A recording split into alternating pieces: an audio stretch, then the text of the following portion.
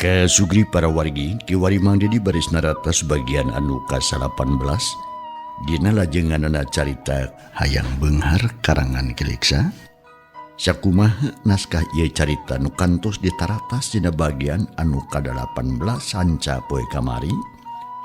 Padaran Mang Dedi kabegat wanci dina mangsa medalkeun kaayaan alam pasosore di lembur Cikarang.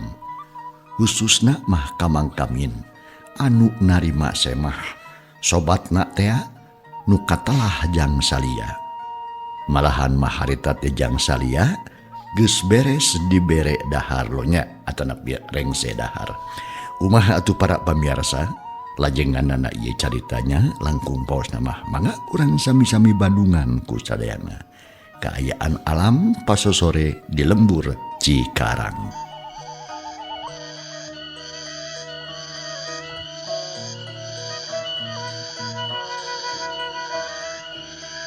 Channel Berkah Segara, channel asli dongeng Mang Dedi.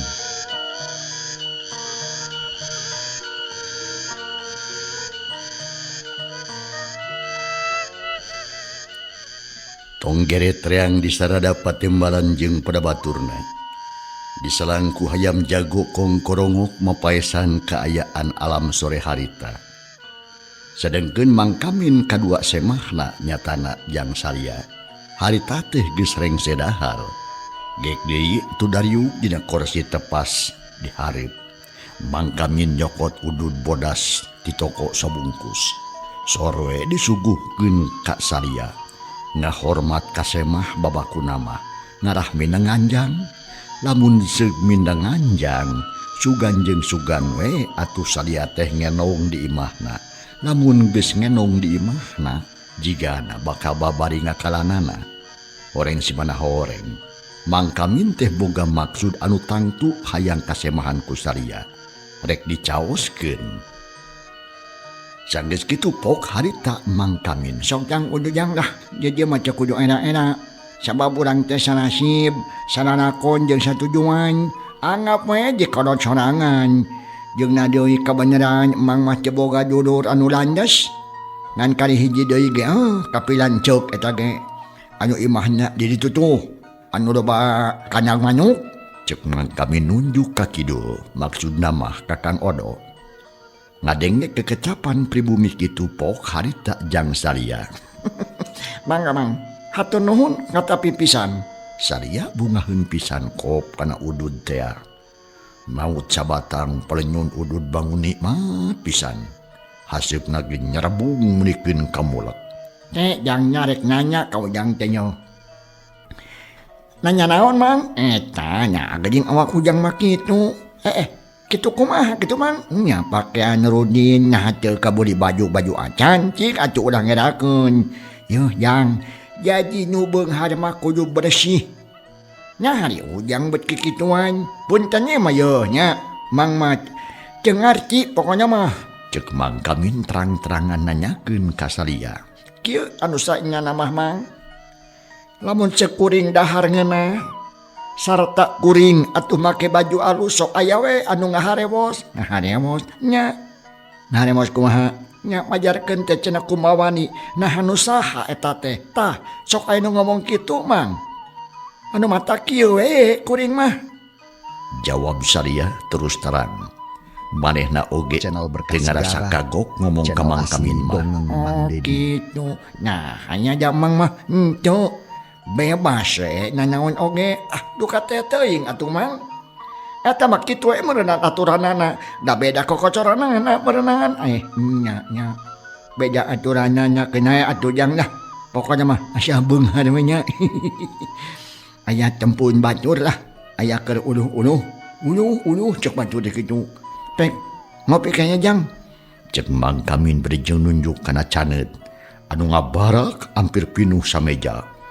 Salia jep teu ngomong deui ngan ukur manggut bari jeung terus udud. Ari pikiran mah muter keneh neangan akal tarekah.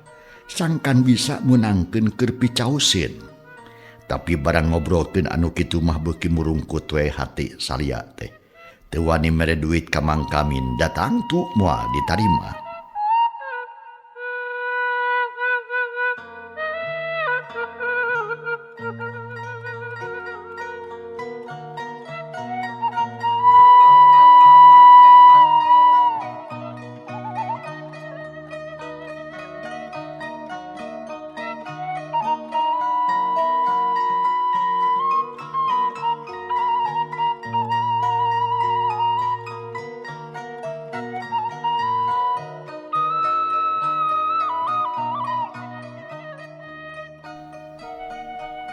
Nya nu akhirna mah Mang Kamin teh jeung eta semah na ngobrol ngaler ngidul sagala diomongkeun.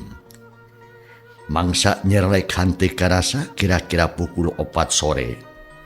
Jang salia amitan ka pribumi terus mulang kagalumpit tujuanana teu hasil. Malahan makalah matak nyeri kana hate. Ari sabab anu rek diintip-intip teh tetela luwih senang batan manehna. Atuh bari jeung leumpang teh salia gawe dengan kukulutus we. Ambek kapegung jeung bingung. Mangkaning atuh geus janji yen jumaah hareup bakal masrahkeun sebah atawa caos ka siluman. Kurang ajar si Kamin. Dasar aing kersiana atuh bet erek ku si Kamin. Kumaha jujutanana ieu teh cilaka lamun teu hasil neangan piwadaleun teh ieu cigana. Bakal aing anu rugi sabab anak je pamajikan bakal diancam pati deh be kudu kumaha lamun geus kieu aing jeung naon anu kudu dilampahkeun ku aing kitu ceuk salia. Jeroning hatena teh berjeun tetep leumpang lumampah. Harita teh geus ninggalkeun lembur Cikarang mapae jalan desa anu kakenca jeung kakatuheunana pasawahan umplung amplang. Ngarecekna surat cai disusukan Cipater kadenge keneh seah jeung ngaguru. Bareng jeung guruhna jajantung si Saria anu harita keur bingung jeung loba kahariwang. Mata poe beuki lila beuki deukeut kana embun-embunan gunung. Hawa karasa seger dihidan ku angin leutik ngahiliwir es nuning matak seger. Dina kaayaan kitu teh Saria terus mikir neangan akal tareka. Sangkan bisa menangkeun jelema sahulu keur picaoskeun ka Kanjeng Raja Siluman nu mangkuk di Gunung Parawit. Nya tina awahing ku anteng-antengna mikir. Akhirna mah breh atuh aya akal. Nye si Saria teh seri sorangan mun ceuk aya jelema ngaliwat teh mah jigana bakal nyangka nu gelo anyar. Terus keplok nempak tarang sorangan pok harita. Nah, aing teh balat-balat teuing. Naon salahna lamun ieu duit teh dipikeun di jalan, ngarahaya anu nyokot ku urang Cikarang. Lamun teh makanya nyahuan rusiahna, tangtu bakal nuding ka Mang Kamin anu geus yakin munjungna. Keun sia. Ku aing rek diakalan pir aku teu hasil onaman. Itu ceuk Saria. Bari jeung ku siwa ngabijeulkeun duit tina saku bajuna. Reg atuh leumpang eureun terus cungas ceungeus sarara teret ka kenca jeung kakatuhu ka tukang jeung kahareup. Bisi aya jelema sejen anu nempokeun. Tapi kulantaran alam geus burit harita teh, jalma-jalma teh jempling lebah di nya mah. Ngan manehna we sosoranganan anu wani ngulampreng di jalan eta atuh si Saria bungaheun. Kamaneran ye. Di dieu we nundana duit ieu tangtung kete bakal aya anu mulung. Sabab ieu teh lain duit saeutik ceuk Saria. Bari jeung terus sok nunda duit lamparan segepok mun dijalager keneh. Ngahaja we sina ngagorer sangeunahna. Channel Berkah Maksudna Segara, mah ngarah disangka channel murah asli kudu Dongeng Mang manggihan. Dedi.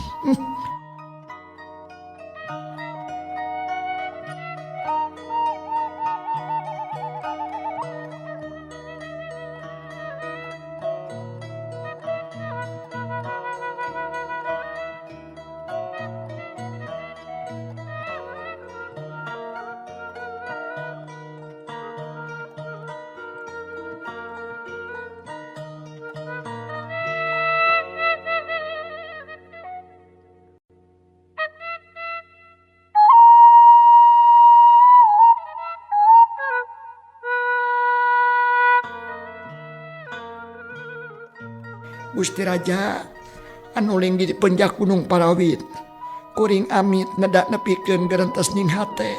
Ieu duit ku kuring ngahaja dituna pikeun hiji pituduh ka utusan Gusti. Sing saha-saha jalma nu nyokot jeung ngagunakeun ieu duit mangga canak kanggo picaoseun ti sim kuring ceuk Saria. Marancahan eta duit ti dituna mah geblig nenjerak bumi lobana 3 kali. Leos we indit deui. Duit mah teu direret-ret acan ari sabab geus dilapurkeun. Angin letik ngahiliwir nepikeun harewo Salia ka Gunung Parawit. Tapi karaja siluman nu ngagegeh di dinya. Gerentes hate jang Salia kadenge ku celibatin Kimandahong, raja monyet nu mangkuk di tegal monyet. Sedangkeun si Salia geus kitu mah ngarasa teger hatena. Terus we lempang muru ka lembur. Teu sieun ku poek peuting sabab hayang buru-buru tepi ka lemburna nu katelah lembur galumpit. Kasugri para waregi, cag urang tunda lalampahan si Salia. Anu harita tas murageun duit, ayeuna urang kocapkeun di hiji tempat anu anyar kaguar dina ieu carita.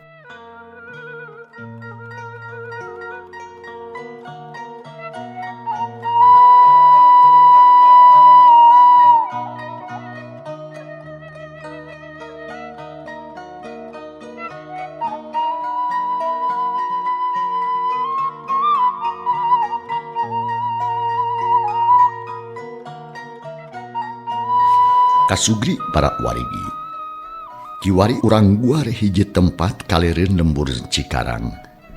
Aya hiji jalma ngurak keneh keur lumampah sosoranganan bangun ripuh jika nama tas lempang jauh. Eta jelema teh umurna kira-kira 20 tahunan. Wanda hade keretan beungeut alus dangdanan ginding jeung sorot panon jiga nu cahayaan. Tetela eta jajaka henteu kosong bolos terong, kawas-kawas pinuku ilmu panemu beunghar ku pangawasa. Eta jajaka katalahna teh Jang Ali Rohman, putra tunggalna Pak Haji Burhan urang lembur Cikarang belah kaler. Anu geus lila lunta ti lembur, indit ka pasantren meunang 7 tahun. Harita geus balik deui ka lemburna. Ngarasa cukup keur saheulaan mah cenah ari sabab inget ka kolot anu mangkuk di lembur geus lila ditinggalkeun. Alhamdulillahirabbil alamin, geuning teu burung tepi ka daerah Cikarang. Najan bari jeung lila-lila oge teu burung salamet di jalan nuhun ya Allah. Bagea Cikarang, bagea ambu abah, cek eta jajaka bari jeung tanggah. Lantaran lembur Cikarang teh anu katempo jumplukna teh aya di tempat anu luhur lamun ceuk dibandingkeun jeung tempat anu diliwatan ayeuna. Tanjakan ngadagoan hayang disorang ku eta tangtungan jajaka. Beuki lila eta jajaka lempang beuki deukeut ka pasawahan anu diliwatan ku dua wahangan teh. Beuki deukeut ka tempat duit anu digolirkeun ku si Salia. Sedangkeun Salia sorangan teh kungsi tepung jeung Ali Rohman naon sababna lantaran kaburu ngeplos manten dina pengkolan anu engke terusna teh kalembur galumpit. Akhirna Jang Ali Rohman tepi kana eta duit terag atuh eureun lempangna ngarandeg. Ngarasa kaget peda eta nempo duit sak gepok ngagoler di sisi jalan. Sakedapan mah Ali Rohman teh ngahulang ngarasa kaget. Ngajanteng barjeng melong kena duit, tapi dilak-kulila pok harita nah duit saha ieu nya karunya teuing dedeuh teuing tantu nu bogana leungiteun keun ku aing arek dibawa rek disalabarkeun ka urang Cikarang sabab ieu deui teh ayana di daerah Cikarang tantu anu bogana oge urang dinya. Bismillahirrahmanirrahim, cek Jang Ali Rohman badi dongko kop nyokot duit nu ngagoler teh. Kalawan troba pikiran terus we hartekeun oge eta duit teh diasupkeun kana kantongna. Gidi gelembang deui ngajugjug ka lembur Cikarang. Teu ieu lobah pikiran itu jeung ieu sabab teu boga curiga nanaon.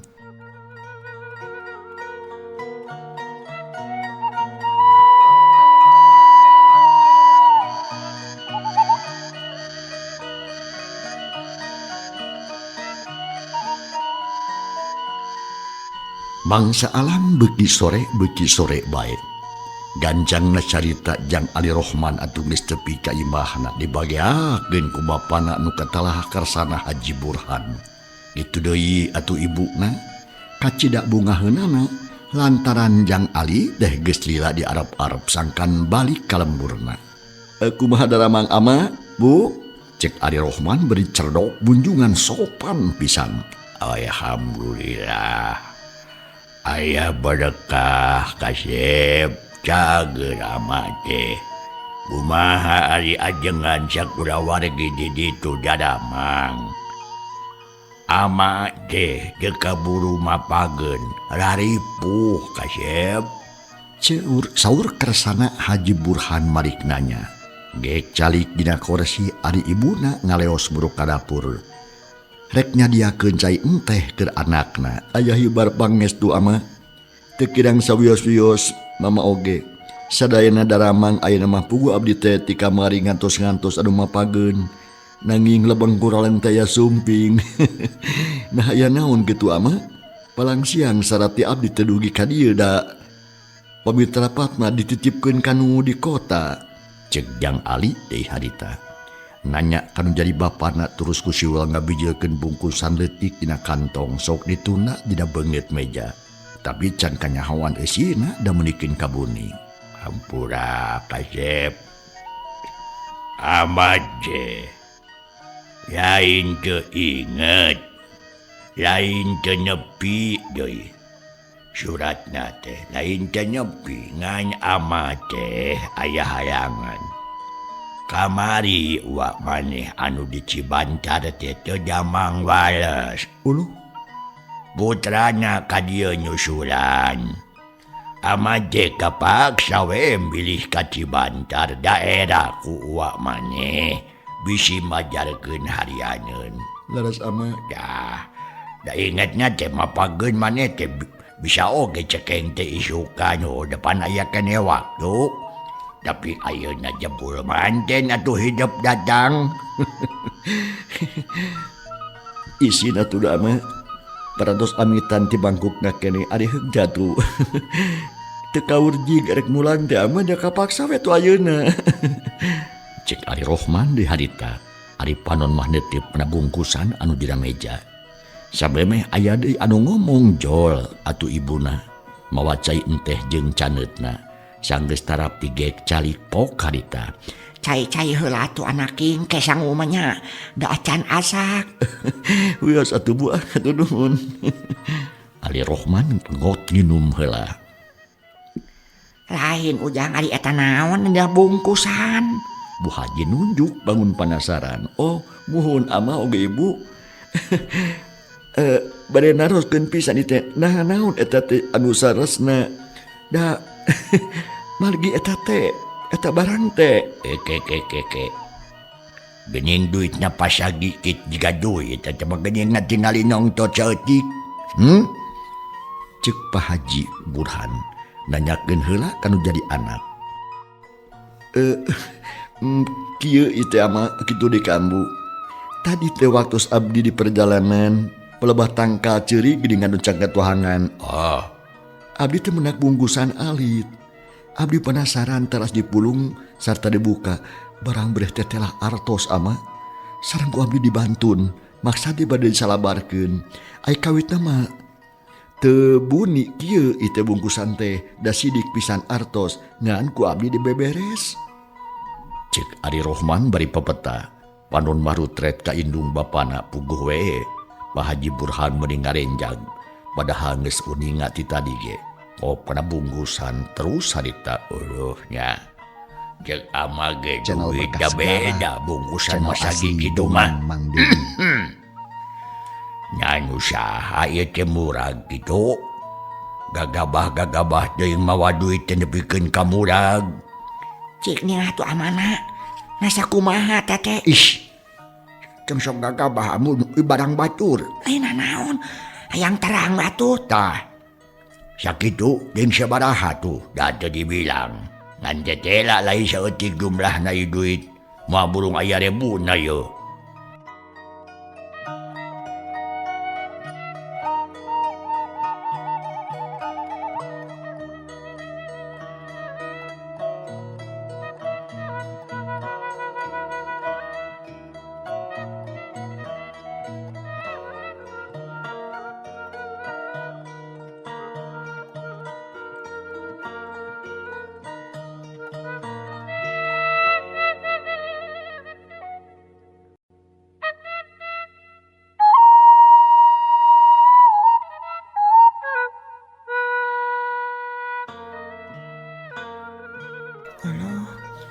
anu saha kinten-kinten ama ambu margi da moal lepat deui tangtos atuh daya artos dengan kagungan urang Cikarang.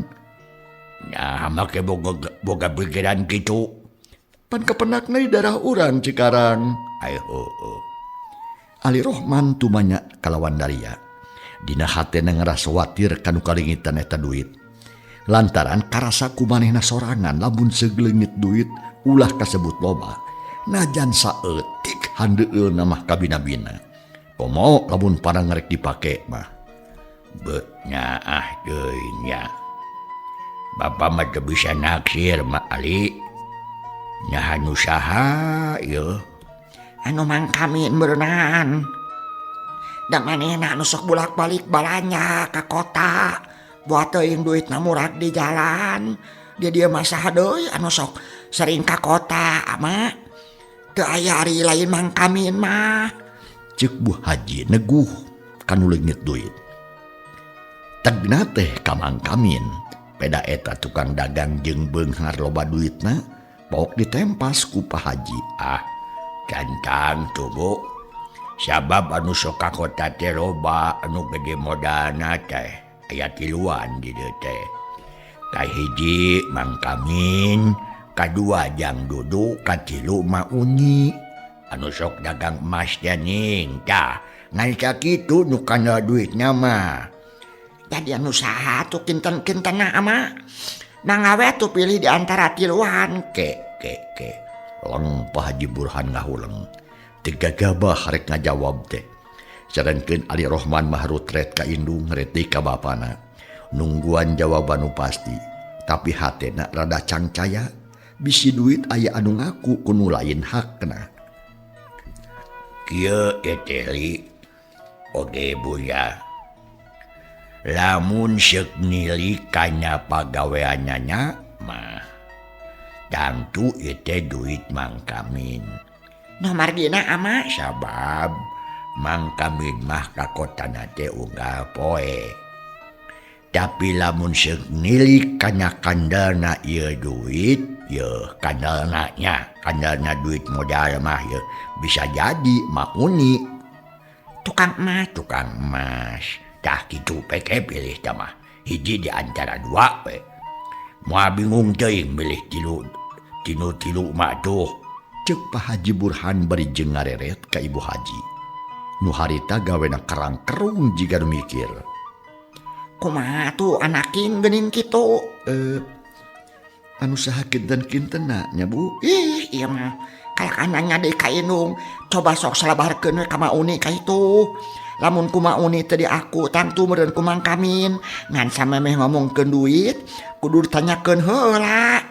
Natahnya bati kota atawa henteu kitu. Engke beureun bakal kanyahoan tah. Lamun tas di kota tangtu eta nu bogana. Tah kitu we ujang. Anaking itunya. Itu harita omonganan Ibu Haji. Lantaran lamun teu ati-ati bisa aya nu ngaku-ngaku teu puguh cenah. Lamun jeung eta duit di aku kuno lain hakna tangtu anu bener leungitna bakal karugian. Nu matak dina nyalabarkeunana teh kudu ati-ati pisan. Yah. Sakumaha omongan indung hedap bener oge teh. Jadi kudu hati-hati jeung nyalabarkeunana bisi aku angga. Arek kusaha nanyakeunana cik. Nya moal capek lamun ku hidap sakalian li. Moal ama saweus ku abi we sakantenan ngan moal tiasa ayeuna rupina margi tos sonten teuing sakedap deui ke bedug magrib rupina kana enjing ama. Sok we isuk-isuk jadi masalah. Saur Pak Haji harita. Bari pok deui anjeunna neruskeun cariosanana. Pokona mah kieu teh. Li duit panimu mah ulah wani-wani rusuh di alaboga. Terus pisan ama kudu disalabarkeun heula sing bener-bener. Lamun geus aya anu ngaku laporkeun ka pangurus. Duitnya mah ulah di pihak ulah di haku urang maksud teh. Terus kitu pisan ama. Insyaallah enjing bade disalabarkeun. Ayeuna mah abdi teh bade kacai heula bilih ka bujang magrib ama. Sarua. Bener jung. Geura bebersih heula ka itu bisi burik teuing euy. Nya sanggeus kitu mah Ali Rohman asup ka kamarna anu geus menangna tebahan da geus aya beja ti beh dituna yen manehna bakal datang. Atuh kudulurna oge teu dieusian sabab boga kamar masing-masing sadengkeun Pak Haji Burhan jeung bojona harita teh masih keneh caralik ditepas baun anu tenang pisan. Gening geus datang ayeuna mah budak deh. Kumaha yeuh? Terusna harek si nama santren deui ya coba moal Bu. Bisi we ibuna aya kena cita-cita pikeun ngamajukeun nu jadi anak. Ceuk Pak Haji Burhan ka bojona nu harita keur ngahulang. Keukeuh mikiran perkara duit nu kapanggih di jalan masih keneh napal dina pikiranana. Dina hati leutik nama asanya disalameurkeun teh. Ieu mah sok ngalam. Naon? Lain naon aku mah ieu teh Duka tuh amanah lah. Ibu masa bingung lain teh hayang ngamajukeun nu jadi anak teh. Tapi kumaha atuh apana? Yo. Adina pan tapi adina aya keneh modalaneun. Da saena mah eureunna heula lanan. Sugan jeung sugan kareupna aya di modalna. Heuh, kitu ge teh nyaon. Memang bener eta teh Bu. Ayeuna mah reureuh we heula ngankeun sina ngamalkeun heula ilmu-ilmu anu geus kapimilih ku manehna. Masantren 7 tahun teh cik naon hasilna sugan we geus aya nu napak. Sina diamalkeun di lembur urang sorangan ngadah mangpaatna karasa ku batur salembur. Tanya kitu pisan ama. Sina mantuan bapa lebe di masjid da geuningan ari ngawuruk ngaji teh sok kawalahan. Barudak nu hayang ngaji loba, ari tanaga kurang. Sogan we aya anak urang mah heueuh kabantu. Sarta kagero budak teh. Heueuh, syukur atuh dah. Ai satuju mah. Mana cai teh? Eta bakong payuneun. Ai geus kolot. Jeung na deui kieu teh Bu. Isukan urang ajak ngobrol deui budak teh. Sabab ayeuna mah bisi capeun keneh kenae lah. Sina reureuh we heula nya. Anu ngobrol harita teh kasapih ku bedug magrib. Dipisahkeun ku mangsa ibadah. Langit belah kulon hurung ngempur kahibaran ku cahaya layung. Dijajabkeun ku reangna sorak tongeret di sisi pilemburan. Jeung tinggareritna jangkrik anu reang patembalan.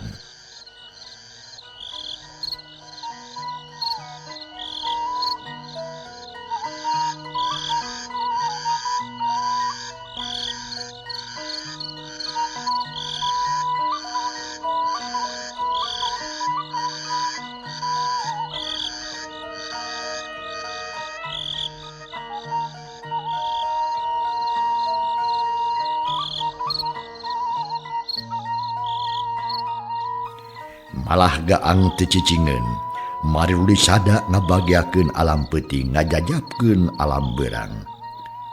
Atuh teu kudu diingetan deui Pak Haji Burhan katut bojona terus kacai arek wudu. Sabadana kacai terus muru ka tempat ibadahna masing-masing. Ibu Haji ka kamar, ari Pak Haji Burhan mah ka masjid dibarengan ku Jang Ali Rohman.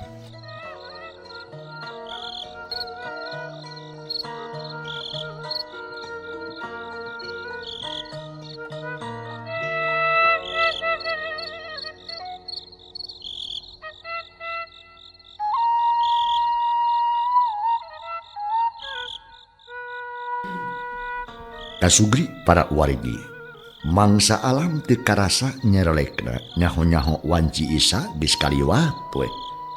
Langit kaparengan lenglang taya tedeng aling-aling. Malahan mabentang meuni baranang mapaesan alam peuting anu sepi jempling. Jangkrik reang di bibir imah ti kajauhan sok kadenge sorak Korea.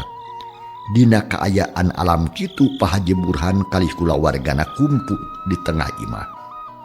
Dibagiakeun ku Ali Rohman nu kakara datang di pasantren.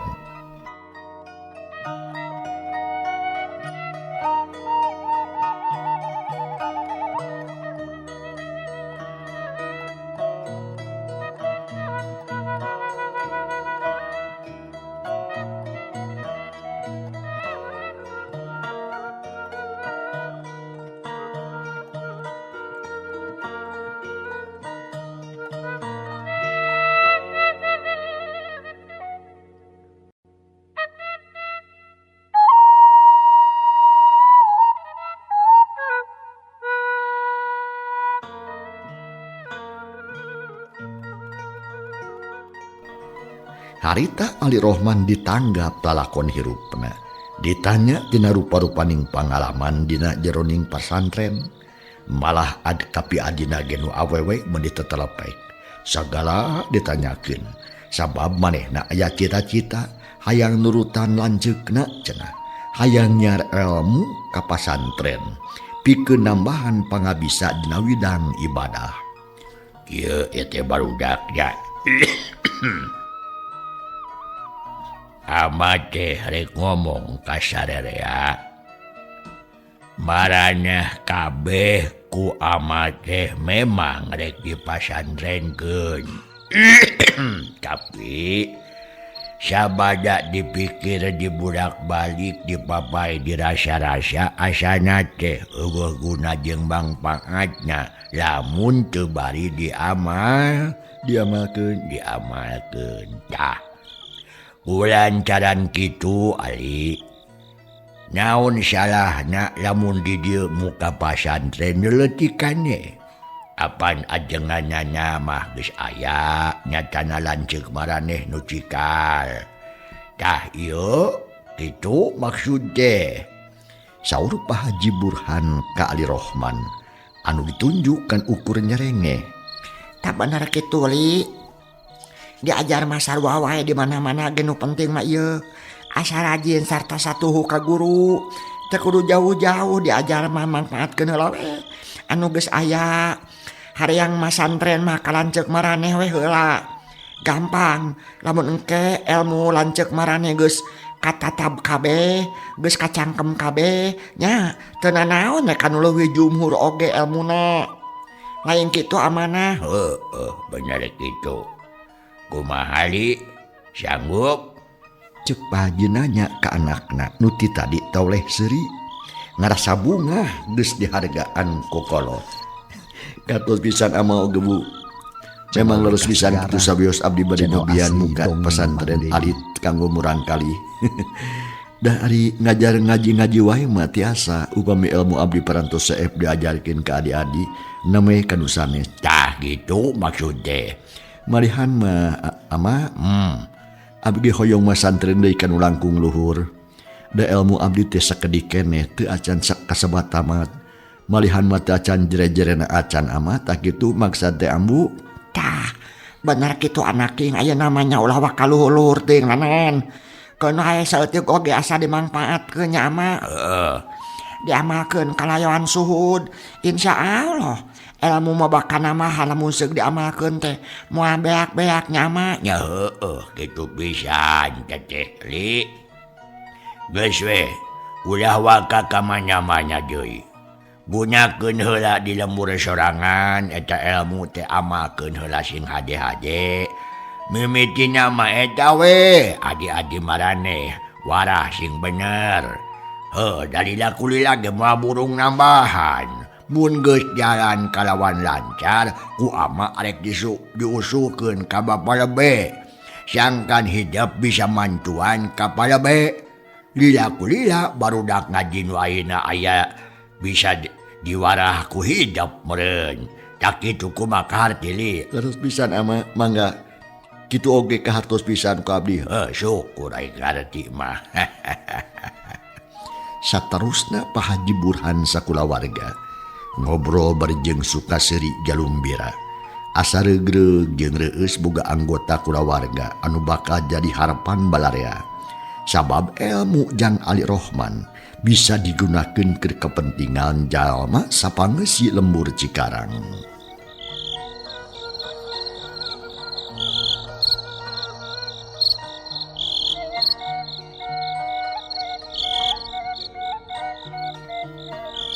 Kaayaan alam beuki peuting. Jalma-jalma urang lembur Cikarang geus loba anu sare kelawan tibra. Komo anu beurang capek teuing gawe mah wanci isa ge geus dungsek karek. Atuh mangsa harita teh geus jempling pisan nu kadenge ngan ukur jangkrik. Sakapeung-kapeungan sok kadenge sora kutuk anu keur ngintip lauk di kulahna Pak Haji Didi urang lembur Cikarang. Mangsa alam samemeh tengah beuting. Kalembur Cikarang aya sora anu aneh-aneh.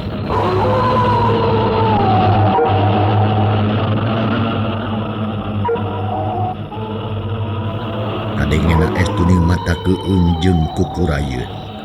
Lantaran sora-sora teh loba anu ting cirihil datangna teh ti awang-awang atawa ti domantara. Jeung asa aya di mana-mana teu puguh cicingna. Sajabati kitu aya sora anu kat-kat kut-kut jeung kokoet menik mata kukurayeun anu cicirihilan anu ngagak-gak seuri matak mau ringkak bulu punduk. Lain ama, sora naon eta ari eta? Kadangu atawa henteu? Ibu Haji lewaseun, bulu punduk ngadadak muriding buringkak keung jeung sieun. Nya, sora naon jadi asa aneh-aneh jeung biasa kakara aya sora nu kitu? Saur Pak Haji Burhan ngaraos heran. Ari putrana atuh carohok teu ngartieun. Malah anu bungsu mah ngarayap ka indungna dek diuk nyalahunan. Leungeun muntang da puguh sieun. Ngan jang ali anu tenang teh. Manehna mah eueuh ka sieun. Tapi oge teu kumawani aya nu kitu teh. Tetep ayem barjeng iatna tur waspada. Cep di jero imah jempe simpe. Sabab di buruan sada aya anu leumpang lobaan. Tinggarebli ngurulingan imah. Anu keur ngobrol di tengah imah di jempe simpe. Nu wani nyuara. Bonceng. Bonceng. Kadenge aya uluk salam di hari. Tapi teu aya nu wani ngajawab. Kabeh jempe barjeng ngaredengikeun kaayaan alam di luar. Anu leumpang beuki jelas kadengena. Ting kereblik di bibit imah. Angin ngaguruh mata keung jeung mata sieun. Sakapun kadenge sora nu ngageblug kana tanah. Sada barang berat anu ragna. Tapi ku Pak Haji Burhan tetep teu diparire. Malahan mah sarere oge cara ricing eueuh nu nyuara. Ngan barudak katempo salieun pisan. Beungeutna rata-rata bias barjeng ngaleper. Bonceng.